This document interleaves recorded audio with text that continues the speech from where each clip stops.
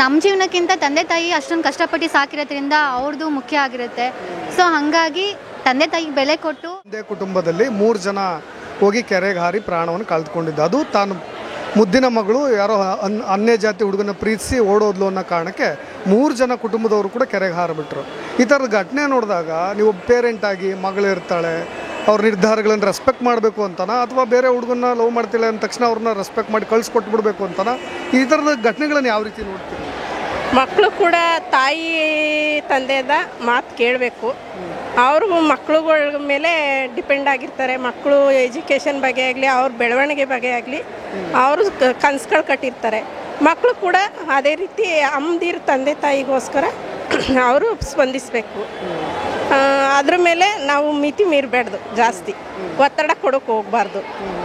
ಅವ್ರಿಗೆ ಸ್ಪಂದಿಸಬೇಕು. ಜೀವ ಒಳಗೋ ಮಟ್ಟಕ್ಕಾದರೆ ಹೊಂದಾಣಿಕೆಯಿಂದ ಇರಬೇಕು ಅಂತ ಹೇಳ್ತೀನಿ ಅಷ್ಟೇ.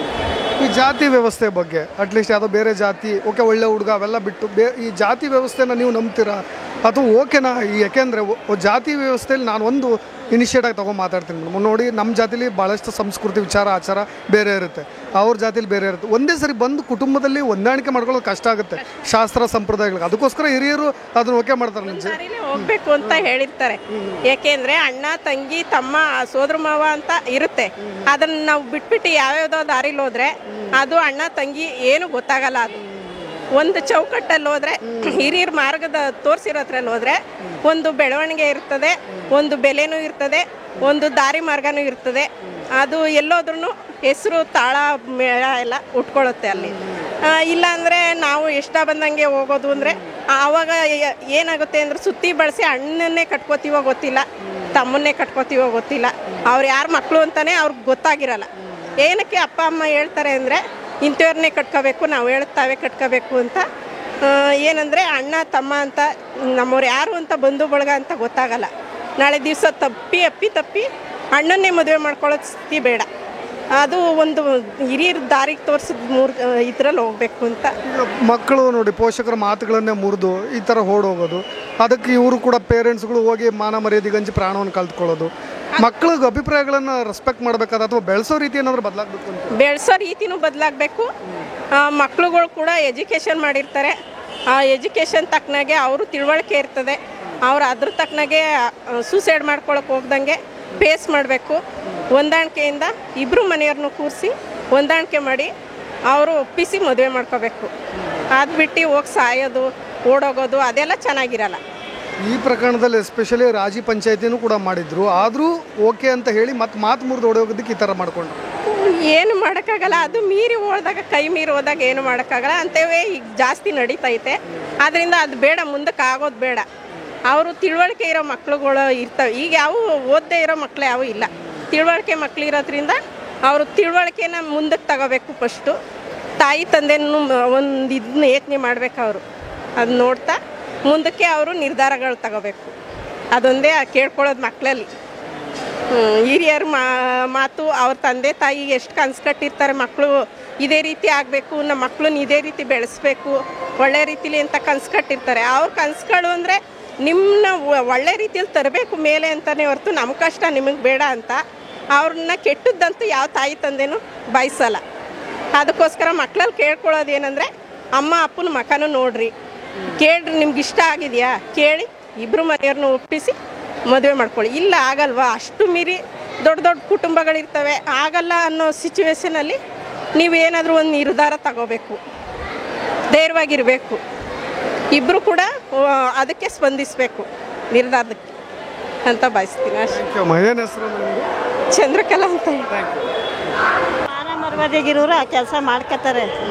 ಎಲ್ಲ ಬಿಟ್ಟಿರೋರು ಅವೆಲ್ಲ ಏನಿಲ್ಲ ಅಂತ ಬೇಜಾರು ಮಾಡ್ತಾರೆ. ಮಕ್ಕಳು ಹೇಗೆ ಬದಲಾಗಬೇಕು ಅನ್ಸುತ್ತೆ ಈ ಥರದ ವಿಚಾರಗಳು, ಪ್ರೀತಿ ವಿಷಯ? ಅಪ್ಪ ಅವನಿಗೆ ಎಷ್ಟು ಕಷ್ಟ ಇದ್ದದು ಮಕ್ಕಳು ಸಾಕಬೇಕಾದ್ರೆ ಅದ ಬೆಲೆ ಕೊಡಬೇಕು ಮಕ್ಕಳುಗಳು ಏನೇ ಆದ್ರೂ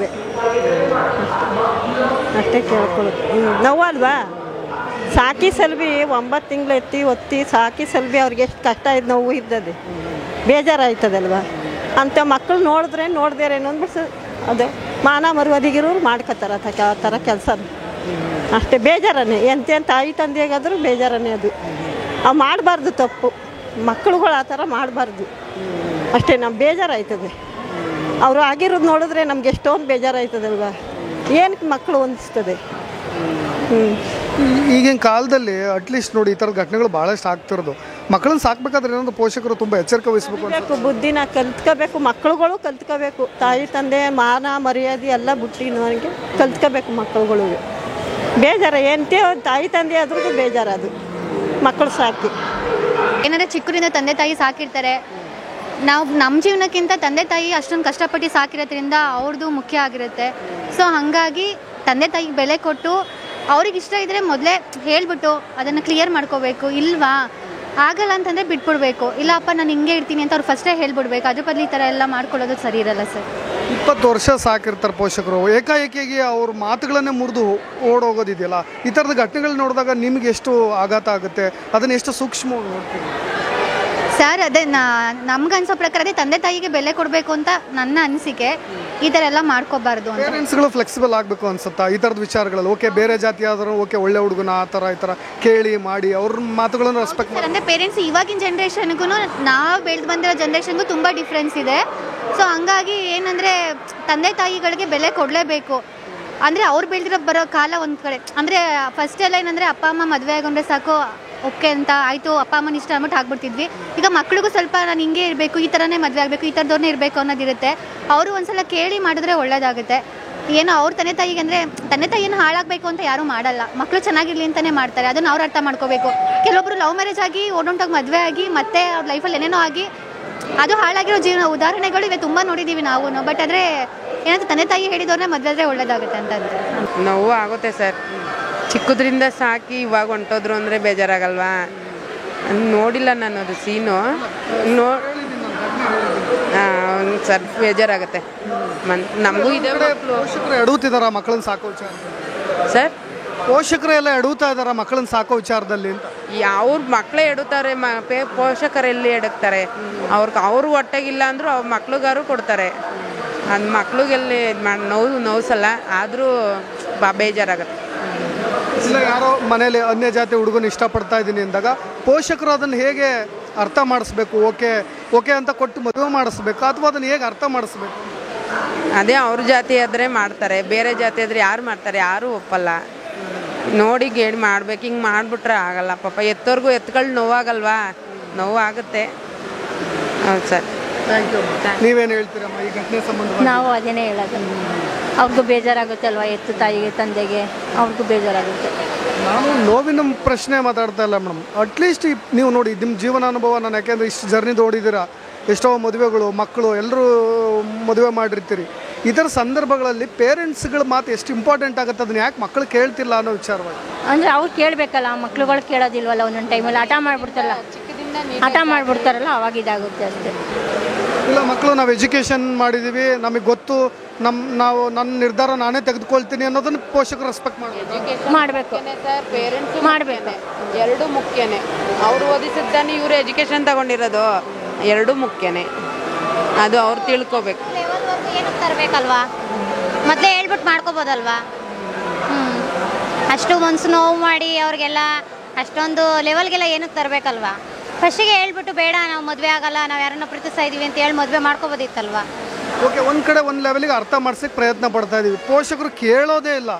ಆ ಸಮಯದಲ್ಲಿ ಪೋಷಕರ ಮಾತನ್ನು ಬೆಲೆ ಕೊಡಬೇಕು ಅಂತ ಹೇಳ್ತಾರೆ, ಅಥವಾ ಪ್ರೀತಿ ಹುಡುಗನ ಜೊತೆ ಹೋಗ್ಬೇಕು? ಅವಾಗ ತ್ಯಾಗ ಮಾಡಬೇಕು ಸರ್. ಅವ್ರು ಸಾಕಿರ್ತಾರೆ, ಬೆಳೆಸಿರ್ತಾರೆ, ನಾವು ಯಾವ ಬಟ್ಟೆ ಇಕ್ಕೊಬೇಕು, ನಮ್ಮನ್ನು ಬೆಳೆಸಿರ್ತಾರೆ, ನಮ್ಗೆ ಯಾವ ಥರ ಬೇಕು ಅನ್ನೋದನ್ನ ಅವರು ಕೊಟ್ಟಿರ್ತಾರಲ್ವಾ?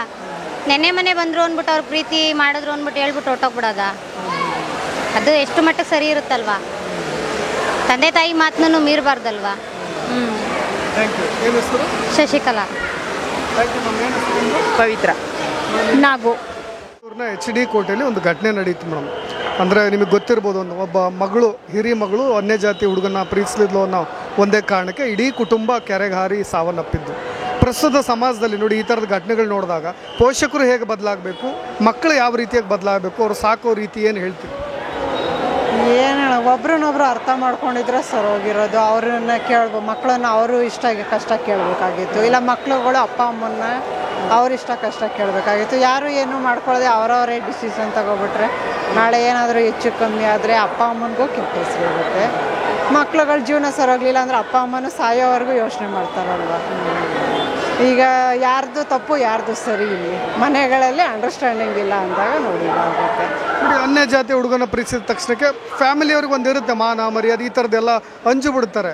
ಈ ಥರದ ಘಟನೆಗಳೆಲ್ಲ ಅದನ್ನು ಹೇಗೆ ಹ್ಯಾಂಡ್ಲ್ ಮಾಡಬೇಕು ಅಂತ ಹೇಳ್ತೀವಿ? ಏನು ಮಾಡೋದು, ಒಬ್ಬೊಬ್ಬರ ಮನಸ್ಥಿತಿ ಹಂಗೆ ಇರುತ್ತಲ್ಲ, ಏನು ಮಾಡೋಕ್ಕಾಗಲ್ಲ. ಎಜುಕೇಟೆಡ್ ಆದರೆ ಸ್ವಲ್ಪ ಇದು ಮಾಡ್ಕೋತಾರೆ. ಈಗ ಅನ್ಎಜುಕೇಟೆಡು ಇಲ್ಲ ಸಂಪ್ರದಾಯಸ್ಥರಾದರೆ ಅವರು ಎಷ್ಟೇ ಓದಿದ್ರು ಇದು ಮಾಡಿದ್ರು ಹಿಂದಿಂದು ಸಂಪ್ರದಾಯನ ಹಿಂಗೆ ಇರಬೇಕು, ನಮ್ಮ ಜಾತಿಲೇ ಬೇಕು ಅಂತ ಮಾಡ್ಕೊತಾರೆ.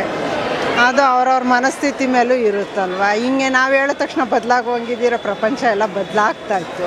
ಅಟ್ಲೀಸ್ಟ್ ನೋಡಿ, ಒಂದು 20-22 ವರ್ಷ ಸಾಕಿದಂಥ ಪೋಷಕರು ಅವ್ರಿಗೆಲ್ಲ ಒಂದು ಕಡೆ ಒಳ್ಳೆ ಕಡೆ ಕೊಟ್ಟು ಮದುವೆ ಮಾಡಬೇಕು ಅನ್ನೋದು ಒಂದು ಉದ್ದೇಶ ಇರುತ್ತೆ. ಅದನ್ನು ಮುರಿದಾಗಿದೆಯಲ್ಲ, ಅದು ಆ ಬ್ಯಾರಿಯರ್ನ ದಾಟೋದಿದೆಯಲ್ಲ, ಅದಕ್ಕೆ ಅದೇ ನೀವು ಒಬ್ರನ್ನೊಬ್ರು ಅರ್ಥ ಮಾಡ್ಕೋಬೇಕಷ್ಟೇ. ಮಕ್ಳುಗಳು ಅವ್ರ ಜೀವನ ಅವ್ರು ರೂಪಿಸ್ಕೋತಾ ಇದ್ದಾರೆ ಅಂದರೆ ಅಪ್ಪ ಅಮ್ಮನ ಸಪೋರ್ಟ್ ಮಾಡಿದರೆ ಅವರು ಚೆನ್ನಾಗಿರ್ತಾರೇನೋ ಅಂತ ಅಂದಿದ್ರೆ ಇದು ಮಾಡ್ಬೋದಾಗಿತ್ತು. ಅಪ್ಪ ಅಮ್ಮ ಇಷ್ಟಪಡಲ್ರು ಅಂದಮೇಲೆ ಇವರೇನೋ ಬೇರೆ ದಾರಿ ಹಿಡ್ಕೊಂಡು ಹೋಗ್ತಾರೆ, ಅವರು ಮಾನ ಮರ್ಯಾದೆ ಹೋಗ್ತಾರೆ. ಇಲ್ಲಿ ಯಾರ್ದು ತಪ್ಪಲ್ಲ, ಇಲ್ಲಿ ಎಜುಕೇಷನ್ನು ಒಂದೊಂದ್ಸಲಿ ಇದಾಗುತ್ತೆ. ಮುಂದುವರೆದೋಗಿರೋದು ತಪ್ಪಾಯ್ತದೆ, ಮುಂದುವರಿದೇ ಇರೋದು ತಪ್ಪಾಗ್ತದೆ. ಏನು ಮಾಡೋಕ್ಕಾಗಲ್ಲ.